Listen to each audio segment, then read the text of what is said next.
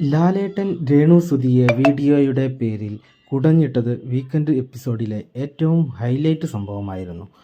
നമുക്കറിയാം, big boss ഹൗസിൽ കയറുന്ന കണ്ടസ്റ്റൻസ് ഇത് ആദ്യമായിട്ടൊന്നുമല്ല ബിഗ് ബോസ് ഹൗസിൽ കയറുന്നതിന് മുമ്പേ വീഡിയോകൾ ഷെഡ്യൂൾ ചെയ്ത് പോസ്റ്റ് ചെയ്തുകൊണ്ട് ഹൗസിൽ കയറുന്നത്. ഹിന്ദിയിലും മറാത്തിയിലും തമിഴിലും ഇത് സാധാരണ കാഴ്ചയാണ്. പല യൂട്യൂബേഴ്സും 100 ദിവസത്തിനുള്ള വീഡിയോകൾ സെറ്റ് ചെയ്തതിനു ശേഷം ബിഗ് ബോസ് ഹൗസിൽ കയറുന്നത് കണ്ടിട്ടുണ്ട്. എന്നാൽ മലയാളത്തിൽ ഇത് ആദ്യത്തെ സംഭവമാണെന്ന് തോന്നുന്നു. പക്ഷേ ഇത് അത്ര വലിയ തെറ്റാണോ എന്നാണ് പലരും ചോദിക്കുന്നത്. ശരിയാണ്, ഇത് അത്ര വലിയ തെറ്റൊന്നുമല്ല.